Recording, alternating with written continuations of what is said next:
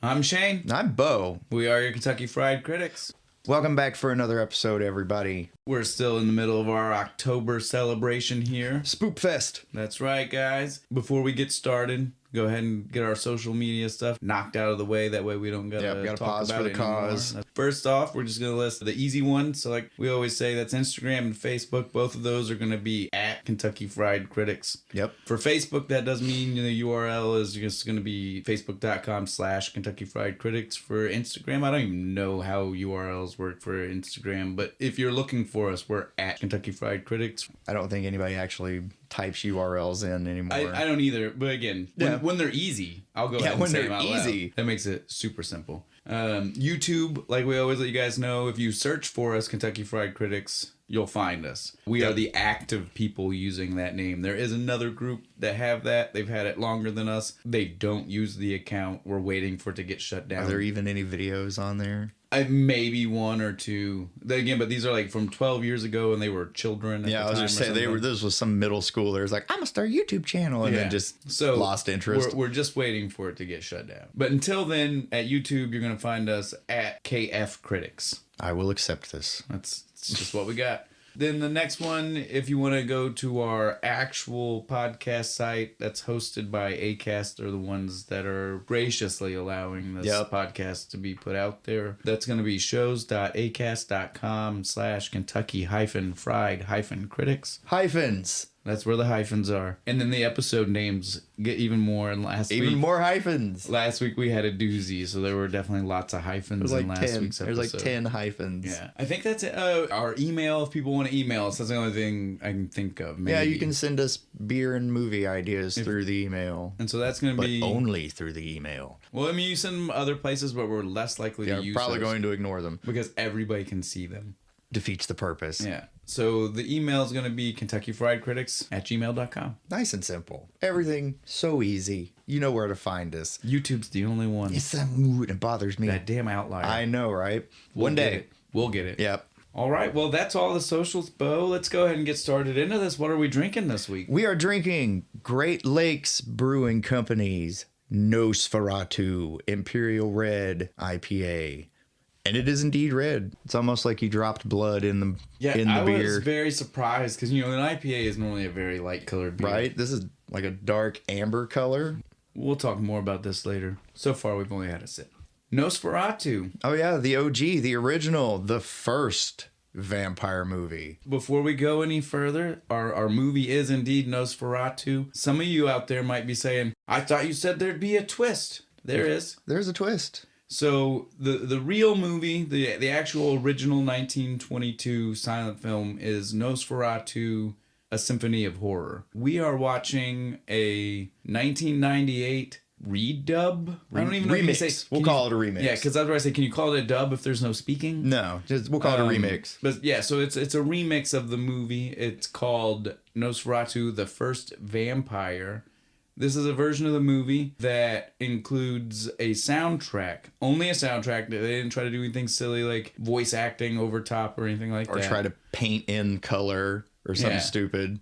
It's not like a traditional soundtrack either, since this is a silent movie. It is more like they give you something to listen to the whole way through. Kind of like The Wall and Wizard of Oz. Exactly. You just play one while you're watching the other, and they sync up. The only difference here is that this is a hand-selected from this band's entire discography. Well, most of their discography. Their favorites. We've not said rock opera? Is that what you would call this? Maybe. I'm not sure. It's something closer to that. Yeah. Goth emo rock opera. Yeah, so we've not told everybody. We gotta stop. Oh, yeah. It's Typo Negative. Typo Negative. So again, if you've never heard of that band, now you've got two things to look up this week. Yeah. You've got a movie to look up. And a new band. I hadn't heard of them until Shane brought this up. Bo found this beer and was like, I love Nosferatu, let's do this movie. And I said, I've got a twist on that movie that I think would be great. Because I knew this existed. I'd never seen it personally, but I knew it existed. And so I was like, we have to see if we can find this dubbed version of the movie where it's got this Type O Negative. Because Type O Negative, as Bo already alluded to, is a goth metal industrial, I don't know, band. But it's very eerie. Very orchestral. Are very focused on creatures of the night and vampires and dark things. And their lead singer looks like Lurch joined a metal band. Yeah, Peter Steele. He is a giant. He is like 7 feet tall. Not really. No one fact checked me on that, but he's a very tall man. Easily 6'7". I gave Bo some homework on Type O Negative to go along with this, so that way he had a little bit more idea on the band. Yeah, because I hadn't heard of him. So he listened to some of the albums, but he also, I made him watch one of the music videos. It coincidentally is a music video that if you find this version on DVD is included on the DVD. Is a video for Black Number One. So anybody who has seen this video already can picture what I'm talking about. But so in the video, they show Peter Steele literally holding a big string double bass. Like a big classical one. Like it is a guitar. Right? Well, he's a bass player, so he's holding it like a bass. But I want to be clear that he's holding it strapped around his shoulders. He's no longer holding it like an upright bass. He is holding it like a strap bass. Right. For any of you wrestling fans out there, it's like when Braun Strowman did that, but he's like he's 7'4" and 400 something pounds. Yeah, Peter Steele is a big dude. Beast. Very intimidating kind of guy. He definitely is. Has that gaunt, angular face. Like, and you saw that coming at you out of the shadows, you'd run. And when you hear the voice, and again, if you've not heard him or the band, and you do find this and you want to watch this, you'll hear him. He has the voice to match. It is so deep that at certain times you're like, am I even hearing him anymore? Or has he gone past where I can hear? I want to hear him and Danzig in a growling contest. It would be a thing. Right. Unfortunately, Peter Steele is... Oh, is he? Oh. Passed away in like 2015 or something. Now I'm sad. The band was together, I want to say, until he passed away, though. Like, they were old. Can they get Danzig to take over for him? They should do something They should try. They should get him. Because I know he's still around. So, for people who maybe do want to watch this movie, I'm not gonna say where you can find it, but I will say that if, you were to happen to maybe go to a site like YouTube. Give it a type. And search... for something, I don't know, wink wink, like Type O Negative Nosferatu 1922, that you might just find this version and be able to watch it. It's an hour and 6 minutes. It's not very long. No. You can totally do this in no time. Yeah. Again, I'm not saying that you can find that. No, not confirmed at all. All right. So if you do feel like joining us, it's not at all. I hope you can find the movie. Yeah. I hope you can find us somewhere. We hope your search on this supposed mythical website where you can do such things goes well. Indeed. Nosferatu, the first vampire that actually scared me. Because Bela Lugosi looked cool and was all, ooh, I went to suck your blood, which he never actually says in the movie, but still. This guy was so fucking creepy. And it was a silent movie, so you never heard anything. So your imagination got to add just all kinds of creepy sounds for him to be making when he came at you in the middle of the night. Yeah, not my favorite for a long time. I avoided this movie when I was a kid. Yeah, so for anybody who has maybe not seen Nosferatu, which again, I'm not going to maybe go as far as like Willy Wonka where I think you have to. Oh, I am assuming that everybody's already seen this. I need to not do that. Yeah, man. This is a little... it's asking a little bit more. It's 100 years old. I get it. Yeah. But we're literally at 101 now. Well, he was in an episode of SpongeBob. Well, no. So that's what I was about to get to. I was about to say, I can excuse people for not seeing this movie. Yeah. But maybe not for not recognizing this version of a vampire. That's what I was going to get at. Okay, everyone probably knows this version of the vampire. They just maybe don't know that Nosferatu is what this version is called. It's the one that super looks like a bat. He's very pale, tall, long fingers. His front teeth are the vampire. Yeah, it looks like the front teeth are the vampire. Not the canine teeth. Yeah, and so everyone knows you've seen this vampire. The creepy long fingers. Yeah, with the claws. We were talking before this. If you watched, if you're a millennial of a certain age, like both me and Poe are, then you probably watched Are You Afraid of the Dark? And if you did, this vampire was 100% in an Are You Afraid of the Dark episode. I think that's probably where it scared me. So you've probably seen this version of a vampire before. But so Nosferatu is the name specifically of this guy. It's not the name of this type of vampire. Yeah, no. It's just him. Yeah. Before we get into the movie itself, we'll maybe say a little bit about... So this version of the movie, like Bo said, it's a silent one. It's from the 1920s. It's a German film. It is literally just an adaptation of Dracula, but they didn't get rights to anything. Yeah, they didn't want to try. Yeah, something. They were just like, weird. We'll change the names around and stuff, but it's basically Dracula. Well, it is literally Dracula. Like, again, they changed some stuff towards the end, and maybe specifically about how you kill it. But again, we'll get to that, because I want to talk to you about that when we get to the end. When he dies. That being said, other than the very end, this is definitely a very, like, true to form adaptation of Dracula. Like, characters are there if you know. There's all the major plot points are there. You will see it. Again, mainly names and locations have changed. Yeah. And not all locations. No, they still go to Transylvania. It's still Transylvania. The beginning location is different, obviously. Yeah. Wherever Bremen is. I think it's supposed to be in like Austria or something. I don't know. But on that note, I would say we're probably good to go ahead and just get into the movie, don't you think? Yeah. So again, if you are inclined to try to find this version, however you might do that, I'm not sure. That's up to you. Super easy. If you find this version, it does begin with an introduction. An introduction by... fucking David Carradine, of all people. David Carradine. Kung Fu. Right, Kung himself. Fu. The journey continues. That was exactly what I thought when I saw him. I was like, why is it David Carradine? I could not think of a single You were like martial arts vampire? Yeah, I was like, I'm sitting here, I'm like, what horror movie was David Carradine in? And so... if he is in one, someone tell me in the comments. John Carradine, his father, played Dracula in 4 movies, and not 4 important movies. Just 4 movies. So that's why they got David Carradine, because your dad was a Dracula in some B movies. Yep. All right, cool. Well, at least I can't remember all of them, but one of them is literally... it was... and then, 2 of them were in the 40s, so they were in the heyday of, like, monster yeah, so those movies. Were probably decent enough movies, maybe. Again, they're not the Universal...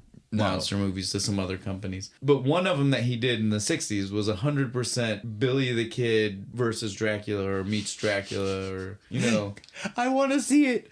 I have to see this movie now.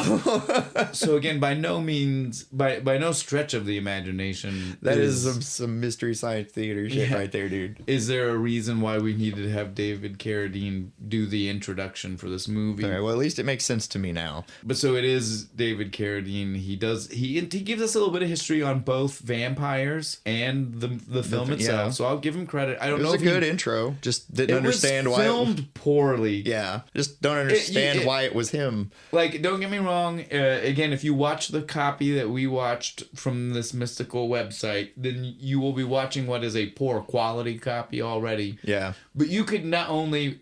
the poor production quality shone through the poor video quality. You know what I'm saying? Yeah. Like, you could tell that this man was sitting in essentially like a giant living room or something. Somebody's living room. They just put some curtains up and shit. Just because it's a stage.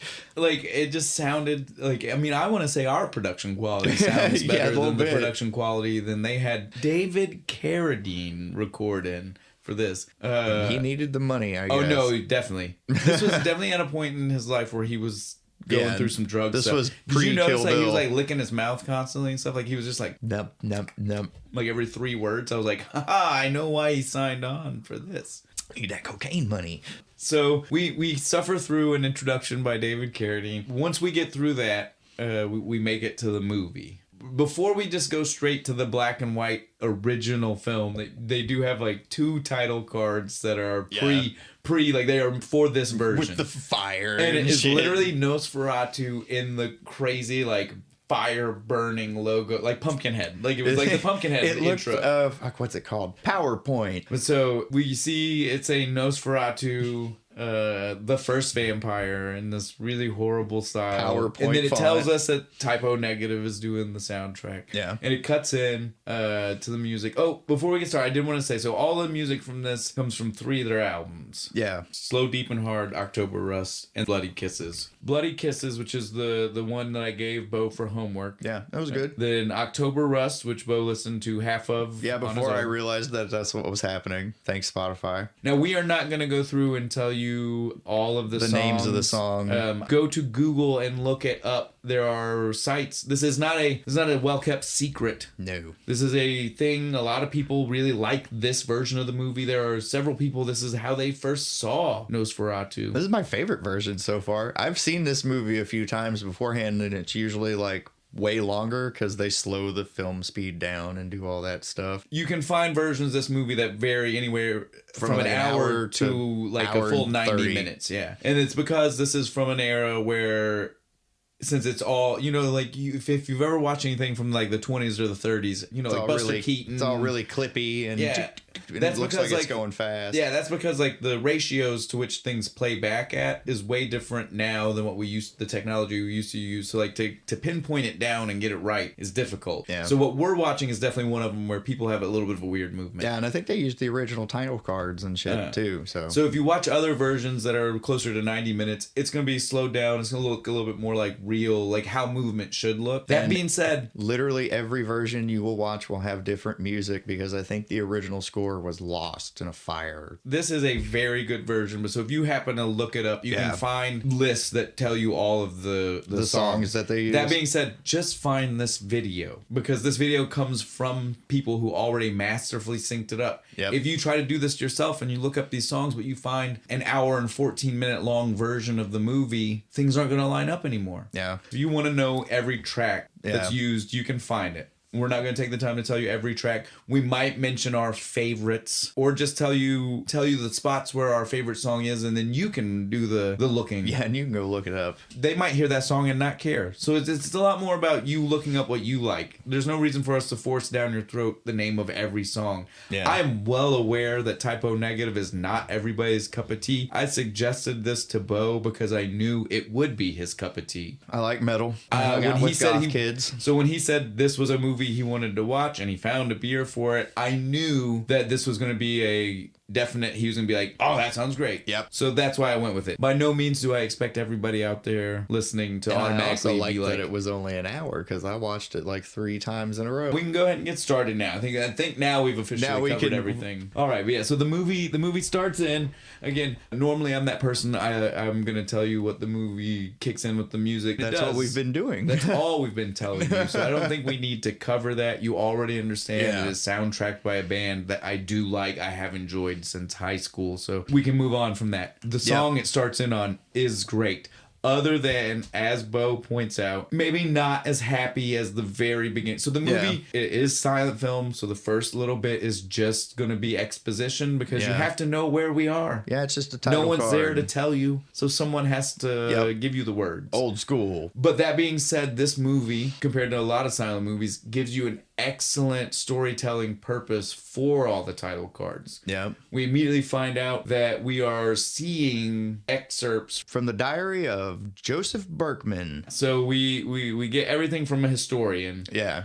He's been trying to figure out what caused the epidemic in Bremen. Yeah. The plague. The plague. It brought this is not saying this is during the era of the Black Plague. This is still like the 1830s, 1840s. This is 1843. Yeah, this is still like Dracula time frame. Yeah, okay, guys? Victorian England and all that shit. But they are saying, because the bubonic plague itself did have random reoccurrences. Yeah, it did. It popped back up throughout history. So he was just trying to figure out why Bremen itself. That's the city that he's from and our main characters. Yeah, he's trying to figure out what caused it and why it just suddenly stopped. And he believes he's found it. Yeah. And so we're just picking up from him telling us that he believes he's found information that says that Thomas Hutter and his wife Ellen are the patient zero, I guess. Well, he doesn't even know that. He just says he knows that they are somehow involved in the beginning and somehow involved in the end. Yep. And then the proceeds of what we get are just excerpts when they're not direct information from what's happening in or scene. dialogue. Yeah, the text cards are then going to be just excerpts of his diary to give us a little bit more exposition. Yeah, a little more when needed, which I liked. It is. It's a good great way to card. work in and not make you just feel like you're being hit in the head with information for no reason. Yeah. It gives reason. They gave me a reason for these title cards to be there. So again, for people who maybe haven't really watched silent movies, I feel like this one is going to be one that's easier for you to watch because of the creative use of the title cards. Why they're there. Yeah. It really helps. We find that out, and then it just immediately cuts to our two heroes. Well, it's our main character and his wife.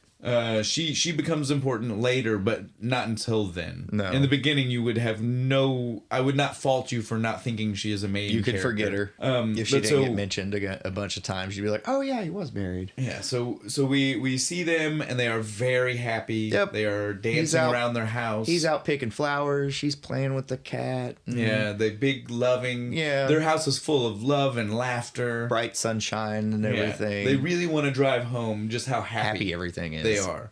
We know that. We move from there onto the street as Thomas heads to work. Yeah, I think he's going to work. That is the only problem here. There are going to be several moments where we don't really know because they don't tell us. Yeah, but he runs into some dude on the street, and then he just a miserly old man on the street. Yeah, and he's just like, "You can't run from your destiny." Yeah, I was gonna say who they make it seem like a jovial moment, but the guy throws some ominous information at him because it's like, what is he running from his destiny? Right? What the hell do you mean? Just off to work. Yeah. And then we cut to the office of Agent Knock. They don't tell us what he's an agent of. It just says agent. In the credits. Agent? In the credits, it says agent? real estate agent in the credits. I looked because I was confused too. I was like, "What is he?" I was like, to me, it was only going to be tax agent or real estate agent. Yeah, those are the only two that made sense because it was definitely about money and buying property. A house and stuff. And those are the two that might be involved in those. So he's definitely he's supposed to be like very much like a Scrooge kind of character. Yeah, he's a miserly old man, not the kind of guy you want to work for. A little crazy. And apparently Thomas works there. Yeah. I don't know. He just kind of we see Knock. He gets a letter. He's reading the letter. He goes a little crazy. If you paused it and looked at it, it's all kinds of weird. It's like Viking runes and strange symbols and stuff. But he stands there and reads it like he knows what it says. And that's another reason why I highly suggest you find this version of the movie is because, again, newer versions or other versions are super cleaned up. And it literally, some of them are so cleaned up. I don't know if you've seen some of them where it almost looks like it's like they filmed today on sepia tone, and I'm like, I can't watch this. It looks so weird to me. I tried to watch another version after I watched this one, and it was painful. I couldn't. They had every time Ellen was on screen, there was like this chick vocalizing just oh, and I was like, oh my god, I can't do this. But again, so for this version, again, it works so well. Yeah. Because it's using the music in this scene is super ominous because Knock is about to send him off on off to Transylvania, and he's already acting weird. Like, I'm like, is he already being controlled? Well, so I got or is he just crazy? So real quick though, I don't want to wrap up what I'm saying. The visuals for this version though is what I was are great because again, this version isn't real cleaned up. No, it is very dirty and grainy, and it gives it spookier because of that. The music, it fits the music. Yeah, the gritty, and again, like you were saying, dark for this tone scene, and stuff. Yeah, it does. It gets real maddening, and you can't tell. I agree. I couldn't tell if he was already supposed to be controlled by Nosferatu, or if he was just greedy. Yeah, right. Because he is just talking about lots of money. He's acting really, really nuts in this scene.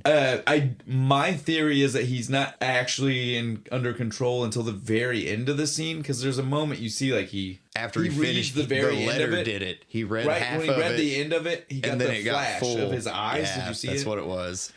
So in the beginning, when he's telling Thomas Hutter, no, you just have to do this. Yeah. It was all just greed. Yeah. Right? And then after he finished the letter, then it was just like, So, but in the beginning, which is when he convinces Thomas to go, it was all just greed. I like Thomas though. He goes over to the map and he's just sitting there. He's all serious. He's just like, "How goddamn far is that?" And he's got his hands up and he's measuring and he's looking back like, "Over here, really? Are you sure? That's a long way." Before he's under control completely is when he tells Thomas, "Hey, you need to go get this guy. Yeah, you're going to go to Transylvania. This dude, he wants to buy a house in our nice city. We can let him have that house next to yours." They called it a mansion. I know. It looked like a rundown barn. Mansion it just meant big property. Yeah. It didn't necessarily mean good property. That's right? fair. But that's the key there, though, is that literally Knock was not even fully under control until after he read the letter, because that's when he's just like, your house, that house next to yours would be great. But in the beginning, when he convinced him to go and he said the creepy stuff about blood and all of that was just greed. Yeah, just all greed. A little sweat, perseverance, maybe a little blood. But none of it was the vampire. No. None of that was the vampire. That was all just greed. That was all just him being like, money, right? money. Because again, money. He didn't finish the letter. Screw this nice young man that works for me, as long as I get paid. Because he didn't finish the letter until almost the end of the scene. Yeah, that's when he goes and looks over at the map. Finished, yeah. Yeah, after he reads half of it and he goes over to the map. He's like, where am I going? Yeah. He goes home to tell Ellen. Well, yeah. Again, we get to see Knock finish the letter after this. He finishes the letter. That's when he's under full. You see this split-second scene where it looks like his eyes go white. Yeah. Did you see it? Like, there's a split second where it looks like his eyes literally like flash like white for a second. Yeah. And then that's when I would assume he was fully under control. So literally, like, the scene is over before he's fully under control. But yeah, so Knock sends. He tells Thomas or Hutter. I want to go ahead. Let's take this moment to go ahead and clear that up. Go ahead and clear that up. Because it will become more and more clear if you watch this movie as you go on that there is a very weird thing going on with the names here. Yeah, in the first title card, he is Thomas Hutter. And she is Ellen. But all of the other title cards, minus when Ellen talks about Thomas. Yeah. It will just say Hutter, and it will say it like it is. It will the way it references it like it's his first name, not like it's his last name. No. And beyond that, there are just scenes like the handwriting scene in the note later on, where we will see that Ellen's name is Nina, not Ellen. Yeah, because we don't know when and where or what copies, but we can definitely be clear something got lost in translation at some somewhere. Because again, you have to keep in mind that in the 1920s, this movie was made in Germany. It would have then been at that point, everything, title cards, handwriting scenes would have been in German. Yeah. So then it went to an English market in England and was translated into English, and then was shipped across the ocean to the United States, and was probably changed again because we use different vernacular and than English. Yeah, different names, and we had heat with Germany after the First World War and stuff. So probably not the best idea to have too many German-sounding names in your movie. Yeah. So we couldn't tell you when or where these names. So if we jump around a little bit and say Thomas or say just Hutter or say, well, now you don't have to worry. We'll definitely never say call Nina. Ellen Nina. No. Because there's only one scene. Yeah, it's where he writes the letter home and it says, Nina, my beloved. But so just understand that we're not trying to confuse you when we go back and forth. It probably just has more to do with like what's going on in the scene and how many times they have used Thomas or they have used Hutter on screen. Yeah. As to why our notes or why we are saying Thomas three times. The rest of the time, it's like Hutter. Yeah, it's very strange. Very weird. Knock tells Thomas or Hutter, whichever you want to go with. Yeah. He tells our hero, our guy, that he needs to leave immediately. Yep, you got to go. So he rushes home to go tell Ellen, and he literally words it. I have to do this. I'm going to go soon, and I'm going to be gone for several months. And she reacts exactly the way you would expect any woman today to respond to that if you were to walk up to her out of the blue, out of nowhere, and say, I have to leave tomorrow. Like, he just left for work. He couldn't have been gone for like 45 minutes. He's already back. Like, I gotta go to Transylvania. Bye. And he seems super excited too. He like rushes off and he's in the background running back and forth, gathering up his stuff. Oh, and one thing I want to point out that we forgot to mention. Knock specifically told Thomas to not pay attention to anybody if they try to tell him that the people in Transylvania talk about there are phantoms or there are crazy things in Transylvania. Well, Yeah. I only point this out because as soon as he told Ellen that he has to go to because he doesn't say Transylvania. No, he says the Carpathian Mountains. Yeah, he says I have to go to a place in the Carpathian Mountains. As soon as he says that, her face got weird. Yeah, Did you notice? Yeah, like she was scared. Like she does no. know those things that Knock was trying to be like. If someone tells you. So I feel like that is a whole part that title cards don't tell us. No. But we're just supposed to pick up from She's cues. psychic? Is that it's just that she does know Something these stories. about the Transylvanian stuff. Again, Knock was only saying people might tell you stories. Don't listen. Maybe she's from there. I don't think it's that, dude. You're looking way too far into it. Transylvania, if 200 years ago is when he died, 200 years worth of folklore stories have already been going on about a vampire. I'm just saying she is one of the people who's heard this story. My nursemaid used to tell me that story. Ironically enough, one of the people who had never heard this story. That's what I'm saying. His parents sheltered him. That's why. Yes, that's why Knock was like, "Don't listen to anybody between now and when you leave." Yeah, they're stupid. Just don't. It's because Knock is aware that lots of people know this. Thomas just apparently didn't. Yeah, and he doesn't want him to get freaked out and not go because he wants his money. Yeah. Until he reads the rest of the letter. Now he's just like, now my master wants you to come do things. Well, like we said, everybody has... All of these people are direct characters from Dracula. Bram Stoker's Dracula. So, Thomas is Jonathan Harker. Yeah. Ellen is Mina. Yeah.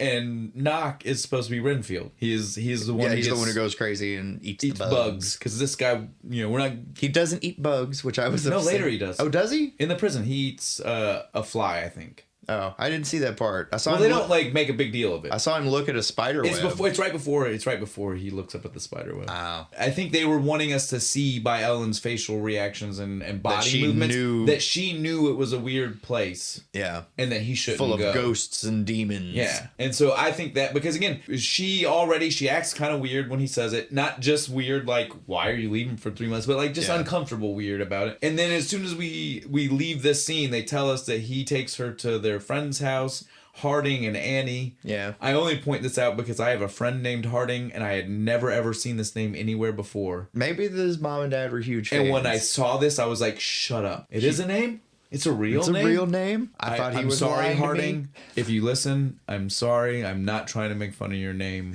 I just thought you were lying to me the whole time. I didn't realize. I just thought you were hiding your first name from me and just wanted to go by your last one. But so we go from their house to the... I don't know. It's not supposed to be the next morning, but the scenes play out like you think like literally he leaves that quick. Yeah. It's obviously supposed to be a couple of days. He got his affairs together. Got everything and they got her all settled and stuff. And obviously to that house because we leave in their house. Yeah. And then they're at Annie. Really Harding nice and Annie's house. Harding and Annie's is a pretty nice house too. Yeah, it is. It's a nice townhouse. Right. They got this nice little staircase going up into the thing.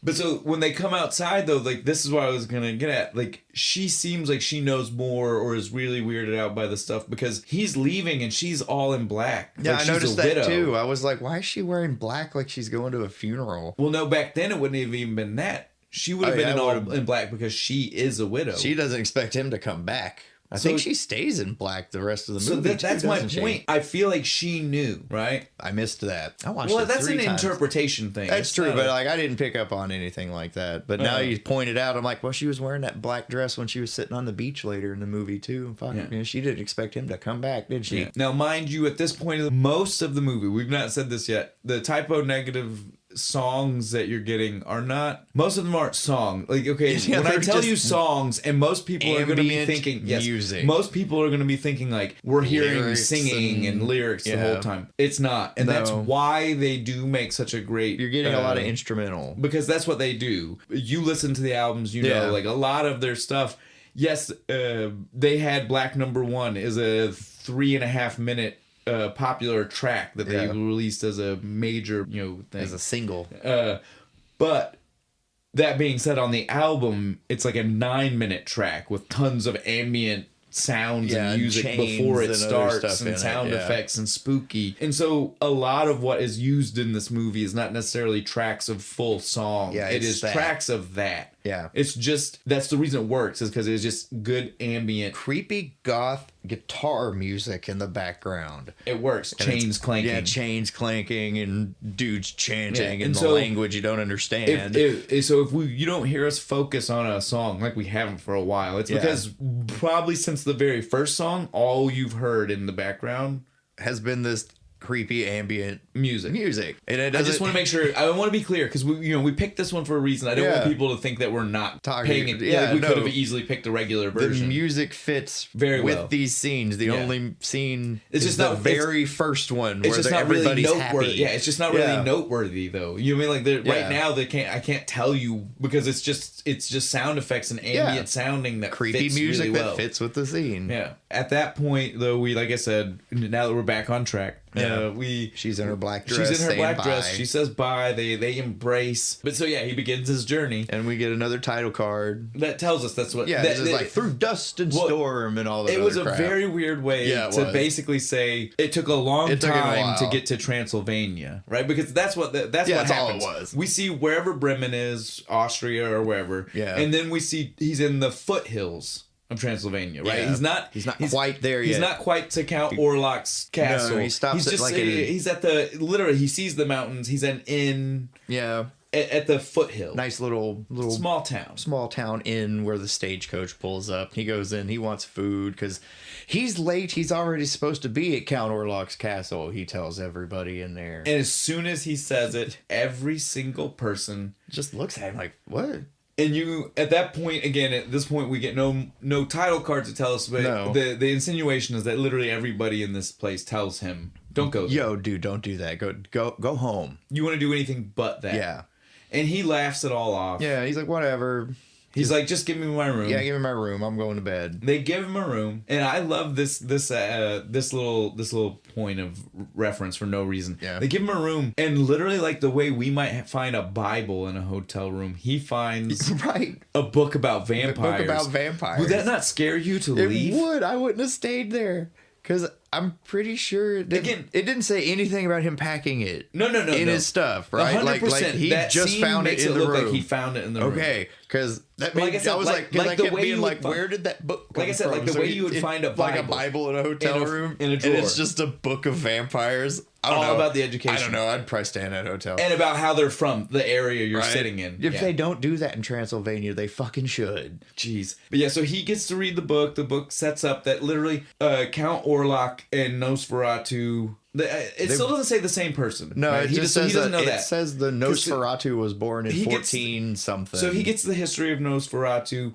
We can assume, even though the title cards don't tell us, that what he's reading is essentially the history we all know from Bram Stoker's Dracula. Yeah. Like, he has the backstory of Vlad Dracul. Yeah. You know, I mean, he's impaling people. He drank their blood and all you know, that like other stuff. That's what he's reading. Made a deal with the devil. He finds out we do get this in the title card that he became immortal. Yeah. That the plague followed him. Something like that, yeah. And again, at this point, we now know that when it's saying the plague, that it's because no one realizes he is draining the life force, not that there is a disease. Yeah, they're like taking over the areas. What are these bite marks? Must be a rat. Except for obviously here in the mountains. Yeah, because they know of better. Carpathia. Yeah, they know better. Because they know better. Yeah. They don't go near his castle anymore. That's why people die when they go up there. And so that's why he has to go to Bremen. Yeah. Because he's like, man, I can't eat He's got more. to DoorDash his food to him. Well, he can't even do that anymore. Nobody comes to his house. Nobody comes out there anymore. The closest he got was one guy, and it's because apparently Thomas has never heard anything about the phantoms in Transylvania. He had to go catfish some poor guy, get him to come down there. At this point, Thomas has just laughed off. Yeah, everything he's read in the book. He does not even care. No, he throws it even. He goes to sleep like a baby. Yeah, and outside we all get to the animals run away. We see one hyena. Yeah, it's a hyena. Weird. Is it a hyena? It is definitely a hyena. That is weird. Why is there a hyena in Transylvania? I don't know. But yeah, so a hyena shows up, scares off all the horses. I think it was supposed to be a wolf, and they're just like, we don't have a wolf. Well, we'll use the hyena. It's fine. But so a hyena scares off like all the horses. Yeah. I don't understand exactly, but so it's supposed to be an ominous sign. If it would have been a wolf, it would have made more sense, because in the novel, Dracula can turn into a wolf, but it was a fucking hyena, so I was like, that makes no fucking sense whatsoever. But yeah, so we totally get to see the horses all run off, and then he wakes up the next morning, still laughing, enjoying the day, sun shining. He sees the horses coming back. He sees the horses running back crazy, and then he immediately reads in the book again about how horses can sense things. Not horses, or not all animals. Yeah. All animals can sense danger before people can, and he doesn't think anything about the horses running nuts outside. And he laughs that off too. But I want to point out, did you notice? So they wanted us. I don't know. I'm going to ask you. We see the horses in that scene, right? They are all running, and it looks like they're running nuts, and it's supposed to be us being like, oh, they sense danger. Yeah. Did you notice the person in the scene? No, I didn't. There's a person literally in the same kind of white pajamas, just like he's in, walking beside the horses, obviously being the person that scared the horses. Yeah. And I was like, were we supposed to see this person or not? Probably not. It was probably just like the horse handler, and he wasn't supposed to be in the shot. And they were, and it was the only good shot they got. Well, not only that, dude, back then, whatever they would have watched it back on would have been... Yeah, they probably wouldn't even noticed him. They wouldn't have had detail on whatever they watched it back on. At this point, he's still in good spirits. Yeah, he's all happy and all laughing and everything. Everybody's just like, dude, don't go up there. He hires another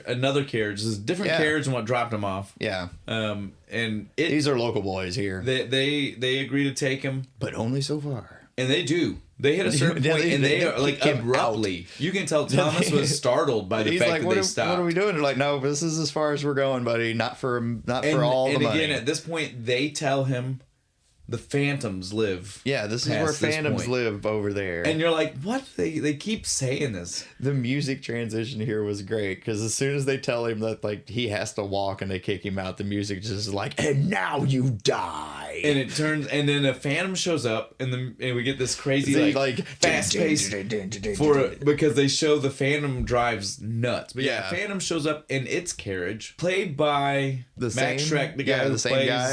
Is it supposed to? I don't be the same person. I don't know. I don't understand. I don't either. But so it's definitely the same person, looking roughly like somewhere in between his Count Orlok and his Nosferatu appearance. Yeah. Like, right? Like he's like he's somewhere in between. Because he's got the sunken eyes. But he's got a different hat. And he's all like, got like a high collar, and he's covering his face a little bit. Yeah, so we get the crazy fast paced like we're all gonna die type music playing as they're going around the mountain. Poor Thomas is out the window like, what's going on? And then so he drops him off. The phantom drops him off. Immediately gets out of there. Yeah. And then the carriage starts to drive away, and the music starts to just fade like it's what the carriage driver was listening to. And then Thomas starts walking up the hill, right? Yeah. And Count Orlok is there, and I like his hat. He's this cool little pointed hat thing. And Count Orlok tells him, "Oh yeah, I have no attendance here. It's after midnight. You showed up late. My servants are all asleep. Sorry. Which is awkward. Yeah. But so Thomas just goes with it. They go inside. They have a meal. Yeah. He's sitting there. He goes to cut him some bread. He's getting. Now, this is the other question. This was weird. Did he cut his thumb first, or did the clock scare him and then he cut his thumb? Or is he getting mesmerized by the because he looks already. Because he like looks up over his newspaper thing. There's so many questions. But something causes Thomas to cut himself. Whether it be accident, whether it be persuasion from Nosferatu. Now, that'll be the thing I want to point out.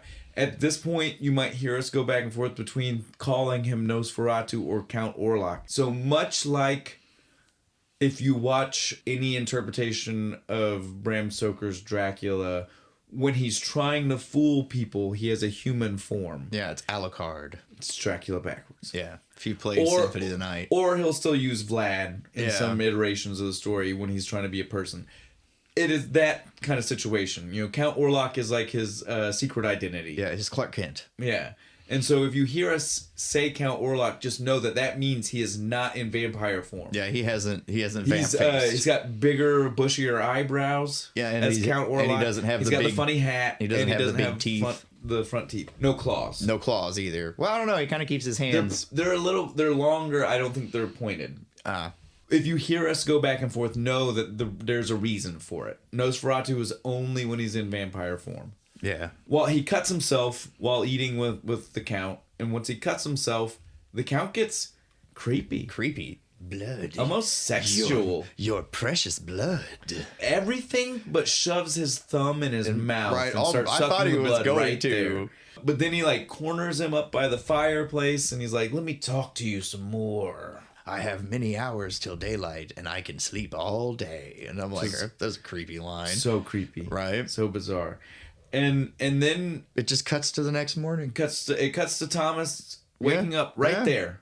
Right there. Same place by the fireplace. No Count. No Count. Doesn't know. He's just like, okay, that was weird dream. We see him rubbing his neck. Now we don't know why yet. Because again, this is a very rough cut of this movie. You are definitely not going to see things from far away. You're going to wait until a very close-up shot. Because it fits the vibe. It fits the spooky. But things don't have a lot of detail. No. So even if you could have seen from the distance, you definitely won't in this cut of the movie. No. I could barely tell when they went to a close-up. Yeah. Because he goes and kind of checks his neck with a little mirror. So you can't tell there are bite marks. We do know there are some. Yeah. Shortly after this, there's a letter that definitely tells you.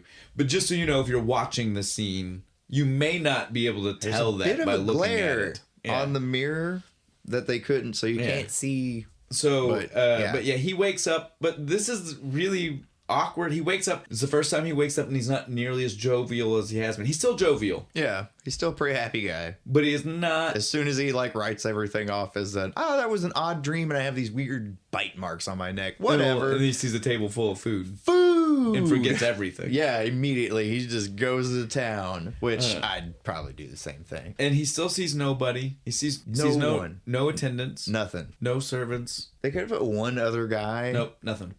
Can't cast one guy. Just like I just think there aren't supposed to be any.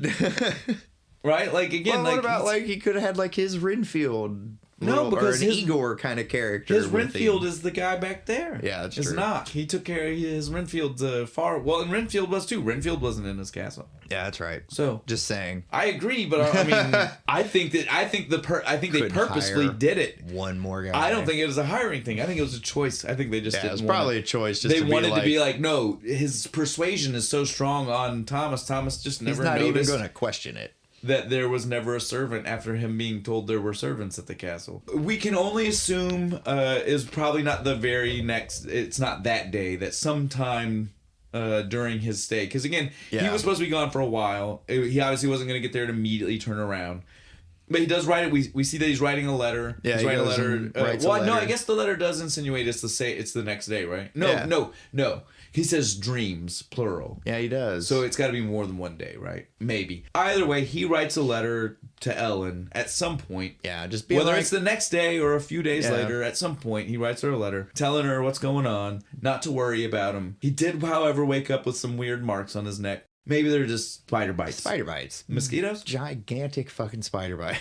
I don't want to see the spider that leaves a mark on you. He's been having some crazy dreams. Yeah. But don't worry about it. No, everything's fine. This place is kind of weird, but don't worry about it. Everything's good. And then we get this moment where I don't even understand. I guess this is how letter writing worked back then. But so he's sitting on top of the castle. Yeah, he's like up on the castle wall. And he looks down and just sees a dude just riding a horse. Nothing looks special about the guy. Just a dude riding a horse. And he yells from the top of the castle, "Hey you, I need you to do me something. Do me a favor. Do me a solid." Right? You could take this letter. And so the guy's like, "What?" And he just waits for Thomas to get down off the top of the castle and out the front door. And Thomas is like, "You're my man's. It took me several weeks to get here, but can you get this letter to my wife?" She's like a month and a half that way. Just right in that direction. It's insane. Ask for Ellen. And so where are we? Yeah, him and Orlok are in the study going over paperwork about the house, and he sees the picture of Ellen in the little locket. And he starts to get creepy about her. And he picks it up and he's just like, "Is this your wife?"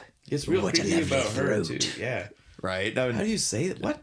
What a lovely throat. A weird thing to say. You can't say it normally. You have to use a creepy voice when you say it. Because no one would say that normally. No one would ever say that normally. But that's the scene where we get to see where, like... He buys the house and he's just we're going to be neighbors. Yeah, Thomas is starting to kind of question this idea of this man living next to him. Cool, man. weird thing you said about my wife, but I'm gonna go ahead and go to my room and I'm gonna look at this this vampire book real quick and see what it has to say about. And it's like, you can know if you've been bit by a vampire by these marks on your neck, and they need blood to sustain themselves and stuff. And then this is the scene where like Max Schreck's is really scary because he goes to go look out the door. Yeah, and the music was perfect. He goes to pull the door open. There's this guitar screech right when he pulls it, so it's just all. And then he's full vamp down the hallway, big long claw nails, and he's just all coming towards Thomas. And Thomas yeah. freaks out, dude. So this is the part where we cut to Ellen. We've not seen anybody other than Thomas and Orlok for a minute here. Yeah. Again, no title cards really telling us time. That's our best way to know that it's been a long time. Yeah. Is the fact that we've not seen anybody else. We've only seen interactions between these two. What we can assume is supposed to be happening concurrently, though. Like, at the same time, Thomas is seeing Nosferatu come down for the first hallway, time, right? like actually seeing it. Magically, Ellen is sleepwalking, and it's weird. She gets up and goes and like on the balcony and starts walking along the railing. And our boy Harding is in his study, looks out the window, smoking a huge pipe. Did you see that pipe? It was like 3 feet long, looked like a saxophone. It was awesome. All metal, all metal, crazy looking thing. It was awesome. I want it. My wife said she's pretty sure that it's an opium pipe of some sort, and I was like, well, I wouldn't doubt it, because again, attached to a lot of these horror movie families and things like that's very, and it was super popular in that time period. And I couldn't figure out any other reason to have a pipe that looked like that. But I want one. It was crazy though. Right? Yeah, Harding had the craziest pipe I'd ever seen. Yeah, so he looks out the window and he sees that she's not about to jump, but she's definitely dangerous. She's out on the balcony. He goes out to get her, and when he grabs her, she screams, and her scream scares off Nosferatu somehow. Because now we can see that there is some kind of strong psychic connection between the love they have for each other. Has got a strong hold over both of them. Yeah, it's really weird. And then the Nosferatu just leaves. Yeah, he got scared. He just kind of goes, because at this point everything's set. The plans are made. He's got the movers house. are coming to move his. Oh, is that not him? Coffins and stuff. I thought that was him down there moving the coffins. No, but I mean to actually get them on the boat and stuff. Oh, okay. Yeah, we see them later when they kick it open. Yeah, because after he goes and wakes up and goes looking. So I'm not talking about. I'm just saying, like in general, he's good. I'm not talking about that scene. Okay. In general, he's good because he knows these things are happening. Yeah, everything's set in order. Yeah. Because, again, I'm not worried about that part. But, again, you do know there are actual movers. They're the people that work on the boat, and they kick the lid off. Yeah, those. When they're on the boat. But when he was loading it on that, like, carriage and shit, I was like, oh, was that not him? But it was. Yeah. Same thing whenever he unloads it. It's him. Yeah. But I'm talking so funny carrying those fucking coffins. But the actually getting onto the boat, we know it was the people who worked on the boat. Because we see them throw him down, and the one kicks the lid off. We'll get back, though. Yeah. Go back. So the next morning, he goes, he's... At this point, Thomas knows that it's not right. Yeah, something... He's finally... Again, at this point, he's probably so far under the spell that he... That can't be He feels... That couldn't have been a nightmare, He feels like he has some self-control, some will of his own. Yeah. But he might not, right? Because you know how vampires work. Yeah, they hypnotize you and shit. They start to take control, especially if you've already been bitten. Yeah, enthrall you. Yeah. That's the term. So at this point, though, he's going to try his damnedest to get away. Yeah, he goes and goes down into the crypt and finds Orlok in the coffin and flips out. Did you see him go up the stairs? Yeah, he was smooth as fuck going up those stairs, crawling. Again, how crazy that is that he was already scared, ready to go, but he goes to the basement one last time. Right? He had to be sure. But yeah, so he sees Orlok with the coffins full of dirt. Yeah. Because this is one of those stories. You know, sometimes you see this, sometimes you don't when you see Dracula. Yeah. But this is definitely a vampire myth. You know, like you have to sleep in the dirt that you were buried in originally. Yeah.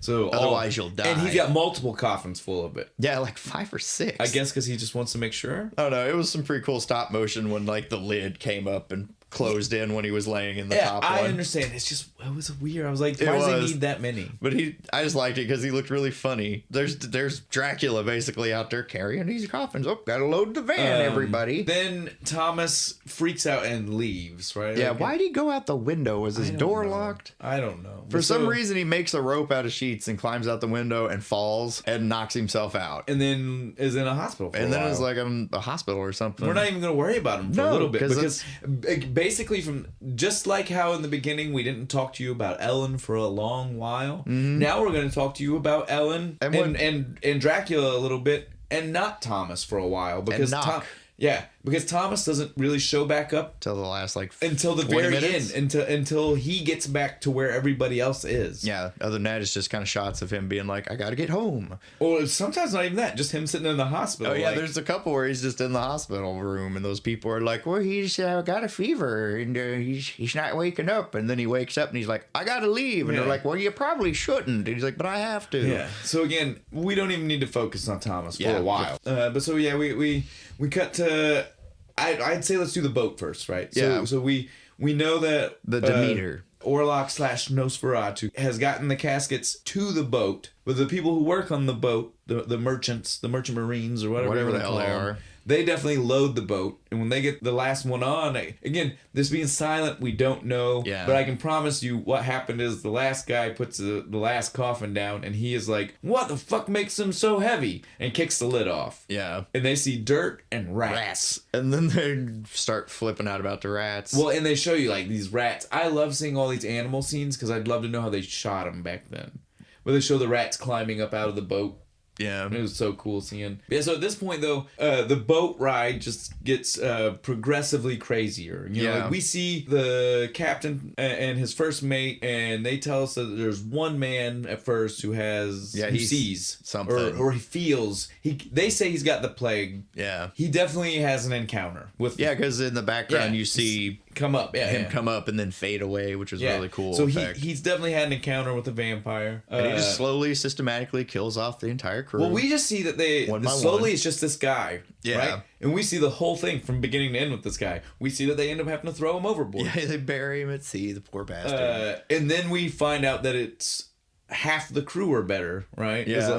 Had this happen. Until it's basically just the captain and the first mate, right? Yeah. And the first mate's like, I've had enough. I'm going to go find out what's in those boxes. And take care of it. And he goes down with the hatchet and he starts hacking it. And then all the rats start coming out on him. And then the cool shot of Nosferatu just sitting up out of the Undertaker casket. Style, just up out of the casket. And so the first mate runs out, jumps overboard. Captain's like, what? What the fuck? And at this point, I swear, I feel like the captain has just been, like, oblivious to what people have been saying. Right. All the way through his first mate jumping overboard. Because at this point, he starts doing the thing that you do when it's bad weather coming. Yeah. Like, he thought his first mate jumped off overboard because he thought a storm was coming. Something. I don't know. Because he starts tying himself to like you do when there's a bad storm. Tied himself to the wheel.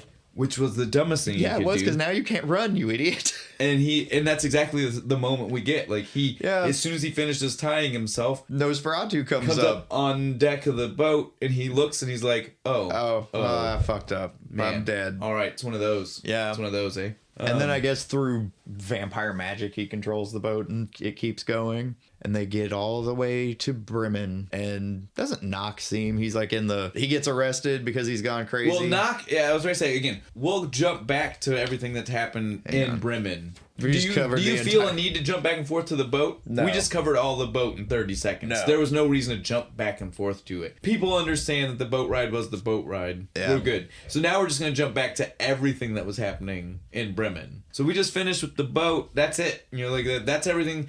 Those scenes are cut throughout, but that was just the boat ride. That's everything that happens on the boat. That's all of the excitement on the boat ride. So now we'll cover what happened in Bremen. Then we meet the professor. Yes, that's exactly it. It cuts over to the professor, and he's giving the lecture on Venus flytraps, and he calls it the vampire of the vegetable kingdom, or something like that. He definitely makes a comment about it being a vampire, or just that about how it's like a cannibal of or something. He makes a point about how it is definitely feeding to sustain itself off of other living things. Yeah, but he also brings out another thing that does the same. Weird little parasite that is all. It can also make itself almost invisible. To do it right. Almost invisible, as though it were a phantom. Yes, exactly. Because we have to bring it all back. I don't know why I keep giving them voices. Because they're just title cards. That's how it is. Well, I mean, that's more of why you're giving them. Do voices. People not voice act things when they watch stuff in their head? Well, it's the same thing with people who don't have an inner monologue. Some people don't. Some people do. Oh, really? Yeah, you didn't know that? Some people live their life with no inner monologue. How horrible. I agree, because I have one. When I heard that information, I was like, I can't even imagine that. So there's just nothing. Yeah. Just your head is blank. Those people also, when they read, don't hear the words in their head. How do they read? I don't know. I agree. I have to hear the words in my head, or I don't understand. That's also why me and you can't be speed readers. Probably. Like, I read the actual process of speed reading. I read real slow. It is for people who they can process without having to do that. No, I have to give everybody voices and personality. Again, I'm with you, man. When I found all this out, I was like, what?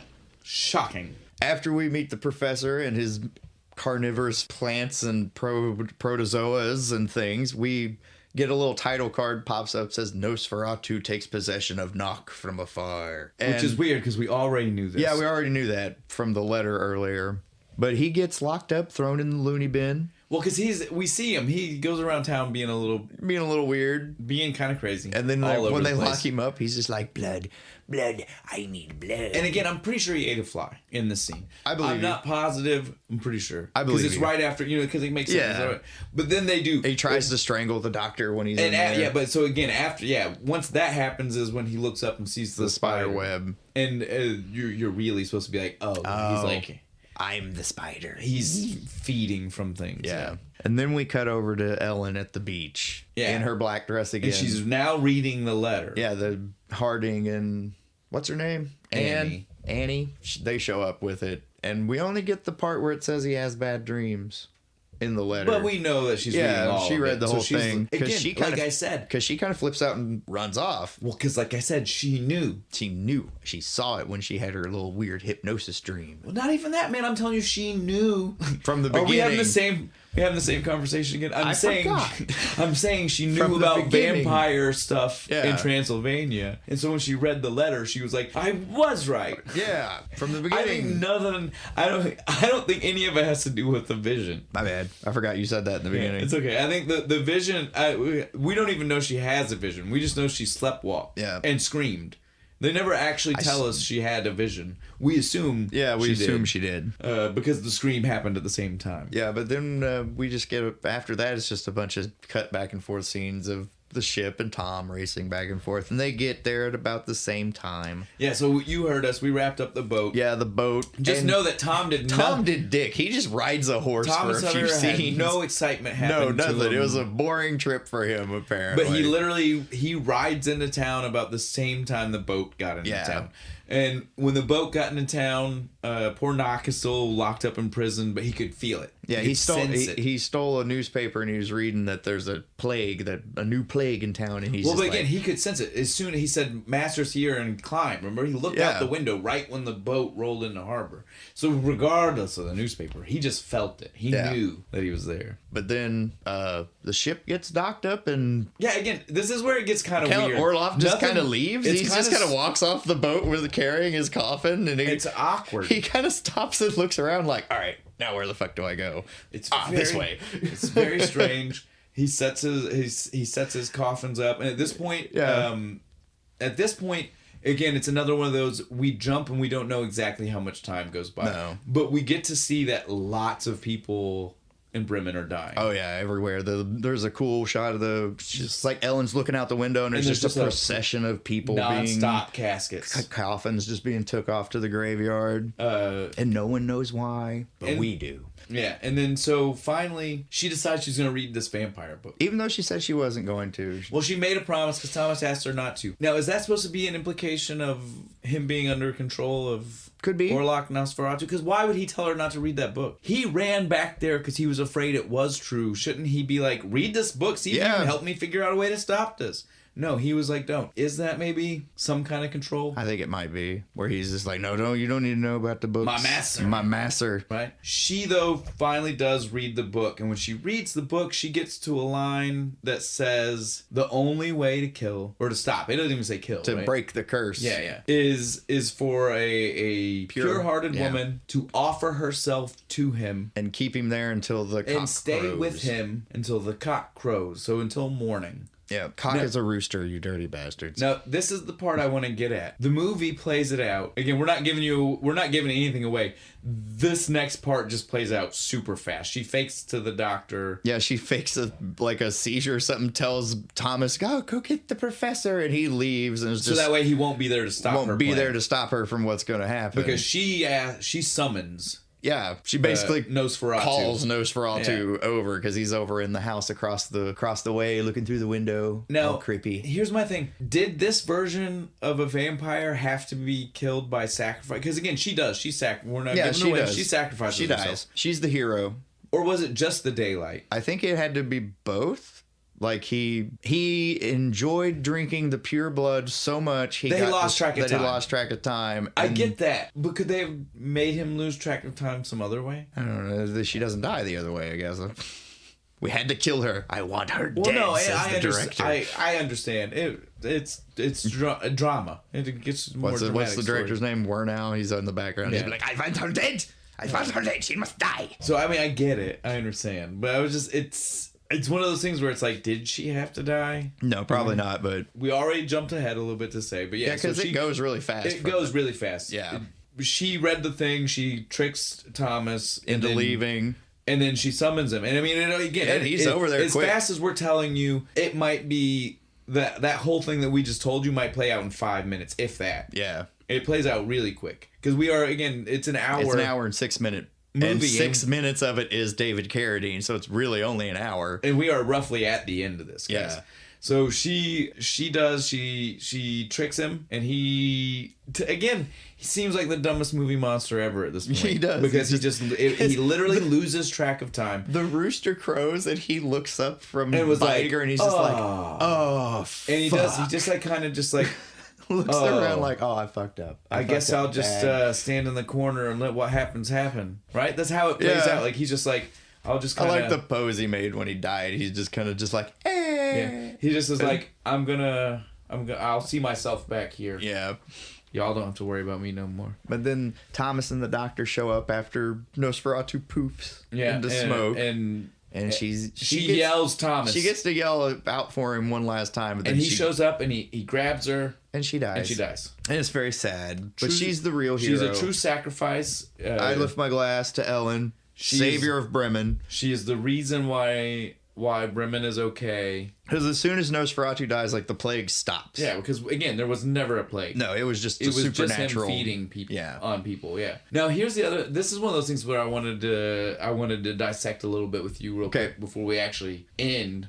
If I'm not too drunk, I'll try my best. Because we're done with the movie. But I drink all of this. In this version of a vampire, can't say Dracula because it's not. It's not technically Dracula. Again, they didn't want to get copyright sued. I'm going to make sure no one wants to try to copyright sue them today. Yep. They did not write a Dracula story. No. This is a completely separate vampire. It's a generic other count from Transylvania who happens to be a vampire. His name's Orlok. Yes. It's completely different. But so now, like, in the stories of, like, Dracula or most vampires, right? Like, they would have been... that should have been weak, and we saw he was kind of weak in the beginning, right? Yeah. But then the more you feed, the more power you get, right? Yeah. How many people did he just kill in Bremen? How powerful should he have been? I mean, just from that one shot of the procession, there's at least 7 caskets in that shot. So again, like... and then the scene of the dude going around marking X's on the doors, so that implies those people are all dead. So that's like another like 6-7 people. So you get what I'm saying? Yeah. Like, if this were like a Dracula, the whole crew of the Demeter. If this were a Dracula story, he would have been nigh unstoppable. God at this level point, power right? at this point. But this is a very different one. Obviously, yeah. He just stays alive. It just stays alive. It doesn't change his powers. Lapse or into power a level coma or whatever. Yeah. Yeah. I just wanted to cover that with you before we wrapped up everything. All right, guys. We have covered the whole movie. I covered a couple extra talking points that I wanted to see Bo's opinion on. I gotta say, again, one of my favorite versions of this movie. Yeah. No, I really liked this version of this movie because I liked this movie beforehand, but the music made this really freaking cool. You know what I mean? There's one song in particular where it's like a bunch of like cool chanting and stuff. Like right when he first gets to the castle, like that was my favorite part and stuff. All this, and he's like the door opens and he first sees the count and it's just like, Again, right? Because Peter Steele has that kind of voice, right? He's a deep, it's almost like booming, a Viking chant. Yeah, he's got it. But so again, guys, definitely we can't suggest enough to you that you watch this version of the movie. Like, it's definitely a whole experience. Maybe even try it with this beer. Ooh, yeah, no, I liked this one. This Nosferatu. Nosferatu Imperial Red Ale from Great Lakes Brewing Company. They definitely know what they're doing. Yeah, they do. I didn't know what to expect with a red IPA. I didn't either. This is my favorite IPA we've had so far. I love reds. Me too. Like, Killian's or, like an Irish red. I'm not usually a fan of IPAs. And I'm not going to try to pretend like I know beer. So I have no idea if this type of red has anything to do with that type of red. I do know that flavor-wise, I feel right now like they do. Yeah, it was really good. Well, hit us with what we're going to drink next time, man. For our clue to everybody for our wrap-up movie. We're going to be doing our last one for October. For our clue for next week, we're going to be doing Left Hand Brewing Company's Milk Stout. All right, guys. What could we be doing with a Milk Stout on Halloween? I don't know. I don't either. Somebody guess. Make a good guess. All right. I believe in you. I think you guys can get there. Yeah, you can do it. All right. Well, I think that's it, man. I think we're done. Yeah, me too, man. Oh shit. We've been saying Nosferatu this whole time. He's going to get us.